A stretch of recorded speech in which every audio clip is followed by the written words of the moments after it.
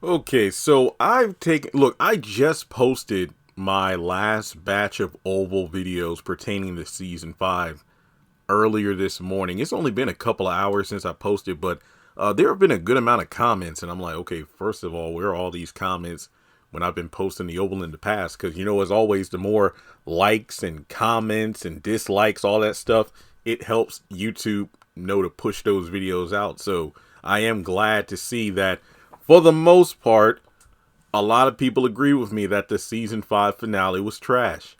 Um, I think a few people have said, personally, I liked the episode, but the thing is, kind of like Cat Williams' interview on Shannon Sharp's Club Shay Shay, nobody's outright called me a hater or a liar or whatever. It's like, oh no, you just hating on the show. But no, people agree. It's like, I've seen a number of comments that were like, you know what, Jeremy, I hate to say it, but I actually agree with you. This episode sucked. And these were some of the same people who were talking shit last week saying, oh, you're just biased and because you like sisters better. No, I've reviewed every dang episode. I'm not just some random person who out of the blue decided to review the Oval like a season ago and decided to trash on it. No, I've been here since episode 1, reviewing each and every week. And it sucked this season for the most part, even though it was a promising season at the start. That's why I labeled it as the most disappointing season. Well, that's not why you're here, because you've heard me say this in other videos. But simply put, this is the same topic I covered when it came to season 4 ending, because it was the worst season. I'm like, I don't even know if I'm coming back for season 5. I've only dropped shows. Okay. Only one time did I drop a show because it was so bad. This was not long after I had started doing YouTube full time. The Pains on the OWN network. It was the original spinoff for House of Pain. This was before the BET reboot. It was bad. I reviewed, for the most part, every episode of how many seasons was The Pains? Was it only one big one or was it 2? I forgot. I just know I reviewed a good chunk of episodes, but then I stopped. The first 3 episodes, we had the old cast on there, Jasmine, Calvin, and everybody else. And it looked like, oh, wow, okay, this is good. Now we're passing the torch to a new cast. But, no, it sucks. It sucked. I think Lynn's Nightmare was like the only episode I'm like, wow, this is great character stuff. But then after that, here, let me show you the formula of The Pains. An episode would start. It would be 5 minutes of repetitive dialogue, or a joke that is not funny for 5 minutes. We would get the opening credits. Characters would just make exaggerated faces to an over. Oh my goodness. I don't know what's worse with the laugh track, the initial reboot of House of Pain on BET or The Pains, but characters would just make these exaggerated faces to the most bland jokes ever that were unfunny. And it would just be like one running gag the entire episode. And that would consist of about 15 minutes or 13 minutes. The last 30 seconds to 2 minutes of an episode is what would actually move the plot ahead. And my review, if you go back to, I might actually do, that's one thing I hope to do after, I get situated in my house, in my office and whatnot. I want to do like those reaction videos, but I want to go back to like my older content, the ones I did like back in like 2018, and kind of like review how far I've come. I want to go back to The Pains. I might actually have to revisit that series at some point because it was just awful. You had so many talented people, but the writing just sucked. It sucked. I dropped the show because my reviews, mind you, 20-minute episodes, but my reviews would sometimes be like 30 minutes or longer, and I would just be going in on how bad the show was. And I ended up quitting the show because I'm like, I can't do this. I can't. I just can't get up here. That isn't what my channel is about. If I don't have fun talking about a show, I'm going to drop it. But more importantly, if my reviews consistently on a weekly basis involve me trashing a show for a majority, if not the entire review, I need to drop it. Now, don't get me wrong. If there are dud episodes, yeah, every once in a while I might have to do a review, but it's not that I have a lot of good things to say about the episode. But it's like maybe the next week is better and whatnot, but then another dud might happen. But when you have episodes like The Oval where it's just boring episode after boring episode, and you build up to a finale that seems like a lot of stuff happened, but by the time the next season rolls around, nothing has changed, then what's the point? So yeah, The Pains was the first and only show I've dropped because I was just done with how bad it was. Oh yeah, I did come back for the last 3 or so episodes. Fans like, hey, the show finally got better. And then I watched and I'm like, y'all were wrong, it's trash. Then as time went on, I dropped certain shows because if you remember a couple years ago, there was a time, well, if you go back to like 2019, well actually, when did I quit my job? 2017? Yeah. There was a time when I would review everything. Have and have nots. If Loving You is wrong. And then on the side, you got like Ambitions and Greenleaf. But in terms of Tyler Perry, when he went over to Viacom, I was reviewing everything as well. So there was a period of time I know I was reviewing like 10 shows a week. BET dropped Sisters, Bruh, Ruthless, Oval, House of Pain, Assisted Living. That's 6 shows right there. That is 6 shows. And then, other shows like the Wonder Years reboot on ABC, Fox's Our Kind of People. And then I can't remember. I think it was either at the end of 2021 or as we were going. I think when we went into 2022, I'm like, okay, wow. It's like, this was a great year. Channel was doing great. But let me take a closer look at my statistics. And I realized that despite all the videos I was doing, some of these shows just weren't pulling their weight. Like Assisted Living, Bruh, Wonder Years. I looked at the ad revenue and was disgusted. I mean, the videos themselves were only getting a couple hundred views, if that, and the ad revenue coming in was only maybe 1 or 2, less than like $5. I remember saying in a video where I announced that I was dropping these shows that, if I looked at my episode review for Assisted Living season 3, episode 11, and how much money that made, I couldn't even buy like a value meal at Burger King. And I'm like, okay, I hate to do it, but I got to cut it. So when it comes to the Oval, it's one of those shows where thankfully the views are better. They're getting better. And I remember going into season 5 because season 4, in my opinion, was just so bad. I said, I'll watch the first few episodes. And if my views are good, then I'll watch it. And if I drop it, I drop it because nobody's, watching my content. Like, I hate to only rely on one show. Well, technically two shows to carry the channel, Zatima and Sisters, with House of Pain on the side, because House of Pain does kind of pull its weight. Honestly, I could just skip episode reviews, and if I did videos strictly on Calvin and Miranda, that would do everything. But I just feel like with the Oval, it really is a waste of time. That's why I dropped Ruthless. I know Ruthless could give me a lot of views, but I don't care about the show because the show is just redundant.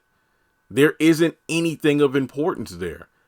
I mean, the fact that Tyler just can't make that timeline consistent at all compared to the Oval, despite being a spinoff, is ridiculous. And not to mention when you have Ruthless characters in the Oval, which canonically is far ahead of Ruthless, it makes any plan that we see Ruth and her team come up with to escape or get the one up on the highest mean nothing, because we know that they're still there when it comes to the Oval. So I just dropped the show. Not to mention it isn't entirely on Ruthless, but the hiatuses were just way too long and I just stopped watching.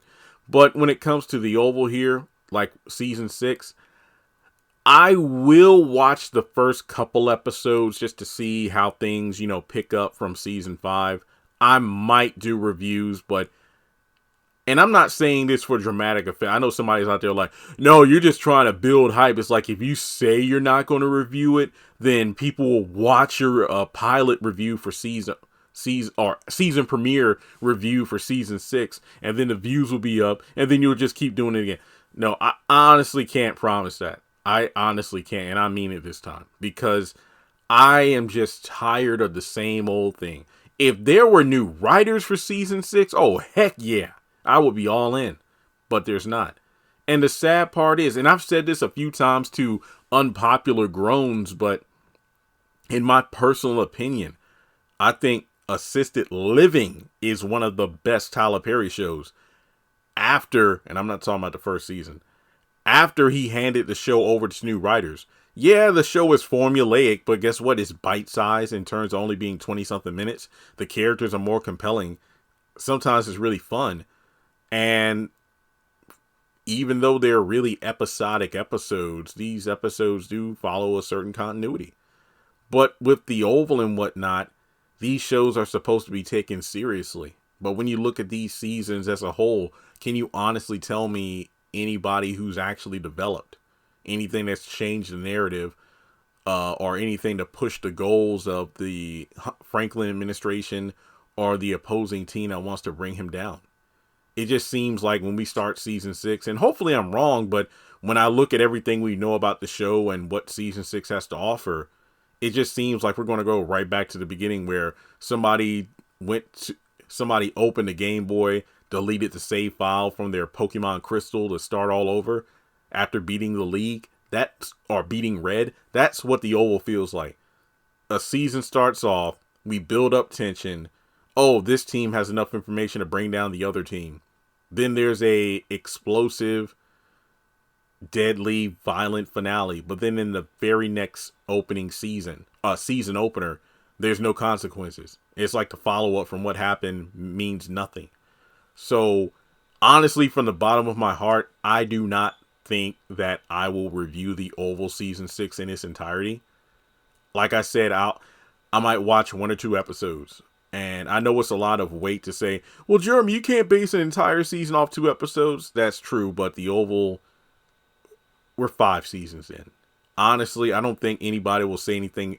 I don't think anybody can say anything negative about me if I quit, because I've been here for over 100 freaking episodes. And if I do quit, I thank BET and the Oval very much for the commemorative suitcase for the 100th episode celebration.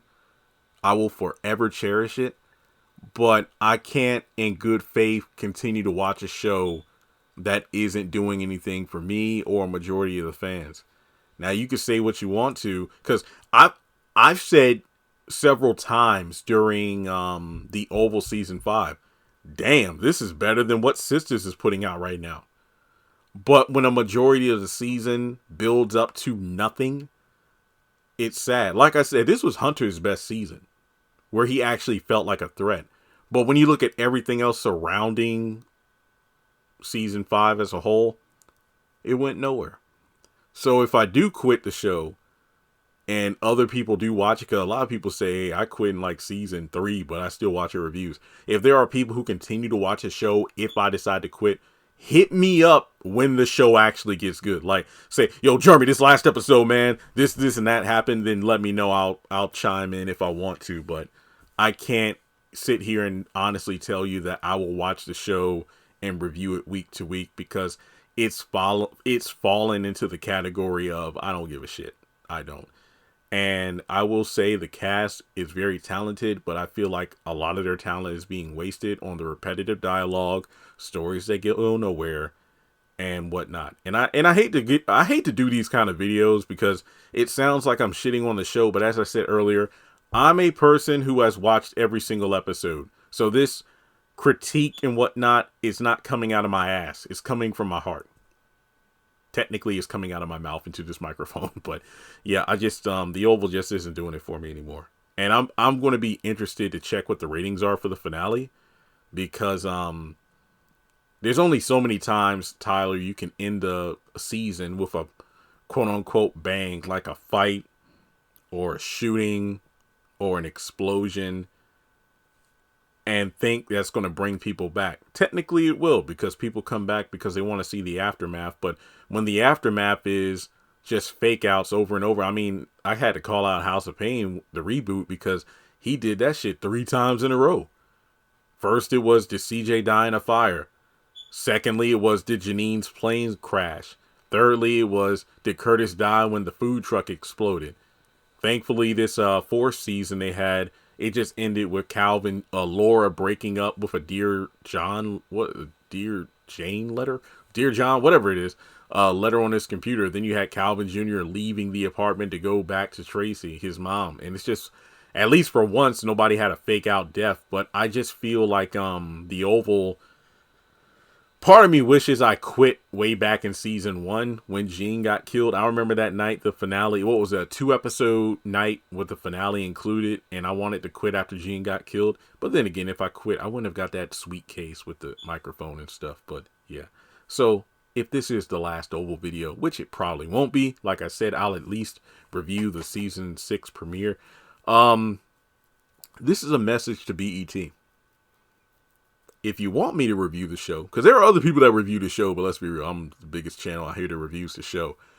If you want me to review the show, hit me up. Maybe we could work something out. Because let me put it this way. I probably won't go out of my way to do all the work that goes into making my reviews and whatnot if I'm not being compensated. So if you want to hire me or something to review the show, I will.